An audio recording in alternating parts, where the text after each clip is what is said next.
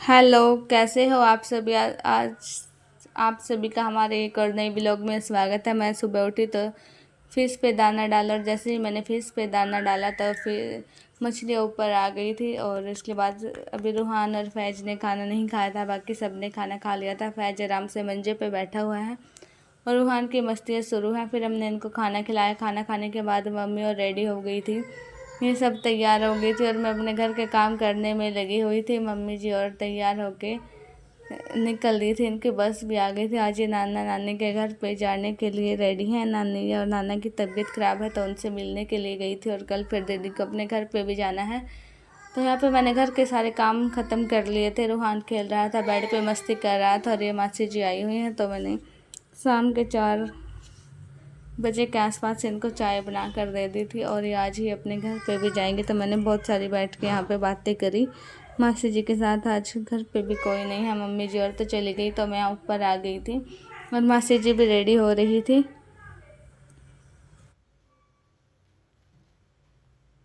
और अगले दिन का टाइम है। अगले दिन फिर सुबह की शुरुआत ऐसे ही हुई। और आज हमारे घर पे गेस्ट भी आने वाले हैं। आज हमारे घर पे मेहमान आएंगे तो उनके लिए,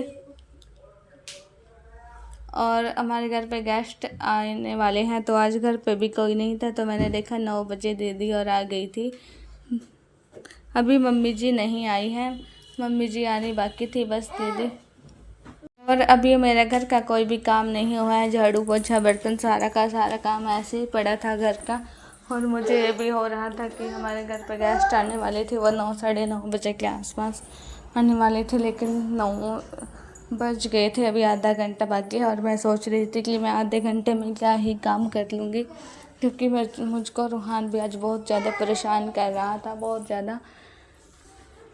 जब कोई घर पे आने वाला हो और बच्चे ना परेशान करे तो ऐसा नहीं हो सकता है। तो मैंने देखा कि दीदी भी आ गई थी और उसने पानी पिया और बोल रही थी कि क्या ढूंढ रही है। मैं बोल रही थी कि बेडशीट बिछानी थी दूसरी, और मुझे बेडशीट नहीं मिल रही थी। और फैज को उधर ईमान के पास बिठा कर आ गई थी और रूहान भी उधर ही चला गया था। तो दीदी बोली थी कि चलो मैं हेल्प कर देती हूँ जल्दी जल्दी से, क्योंकि दीदी के पास भी फ़ोन आ गया था। बस वो पहुँचने में ही वाले हैं आधे घंटे के आसपास। अभी मम्मी जी नहीं आई है, दीदी और फैज ही आए थे। मम्मी जी की बस थोड़ी सी लेट हो गई थी और दीदी तो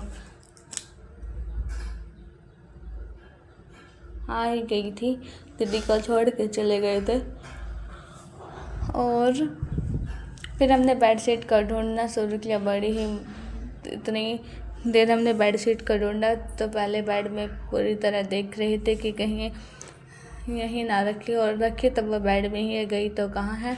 हमने अपनी, वैसे तो हमारे पास और भी बेडशीट हैं लेकिन हमने जो नहीं रखे हुए हैं, जैसे कोई गेस्ट वगैरह आते हैं तो फिर बिछा लेते हैं या कोई फंक्शन होते हैं, तो ऐसे ही नहीं रखे थे। तो हमने बेड खोला। वैसे हमने 2-3 बेडशीट को रखा हुआ है, जैसे गेस्ट आते हैं या कहीं कुछ भी फंक्शन करना हो तो ऐसे ही। फिर मैंने पता नहीं कहाँ पे रख दी है वो बेडशीट, और मैंने ईद पे भी बिछाई हुई थी, हल्की पिंक कलर की है। और जो एक दिन मिलेगी तो देखेंगे। फिर दीदी बोल रही थी कि और भी तो रखी होंगी, मैंने बोला रखी तो है लेकिन वो ऊपर रखी हुई है। पहले मैं सोच रही थी कि पहले मैं अलमारी में ही चेक कर लेती हूँ, क्यों ना अलमारी में गलती से रखी गई हो। फिर पहले तो ऐसा हमारा सामान दीदी ने सेट कर बेड को बंद कर दिया था और बोली थी कि मैं तेरे साथ कुछ हेल्प कर देती हूँ काम करवाने के लिए। और लेट हो रहे थे तो रूहान भी बहुत ज़्यादा परेशान कर रहा था। मैं बोल रही थी कि अब बच्चों को ले लो, बाद में देखेंगे क्या ही करना है। ये टॉफ़ी चिपकाई हुई थी, दीदी बोल रही थी कि पता नहीं क्या पड़ा हुआ है। मैं बोल रही थी कुछ नहीं है, ये टॉफ़ी ही पड़ी है।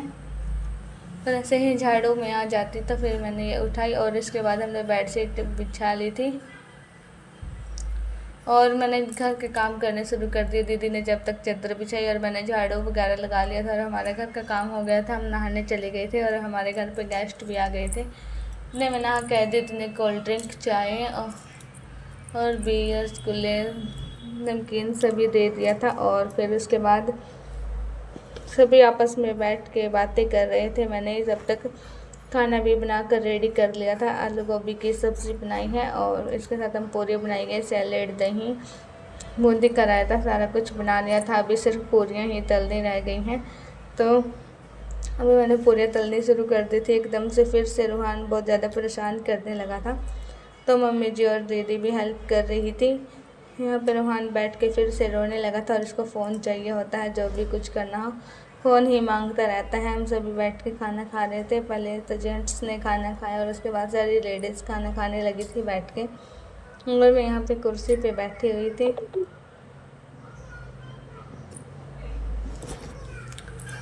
और फिर इसके बाद सभी ने खाना खाया, बहुत सारी बैठ के बातें करी, और उसके बाद फिर ये सारी दीदी का सामान रखने के लिए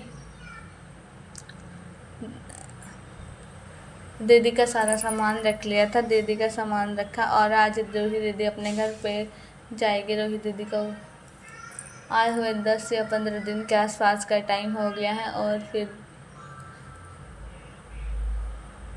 हम इन सभी को छोड़ने के लिए गए बाहर। मैं अंदर पानी की बोतल भर रही थी, इतने में दीदी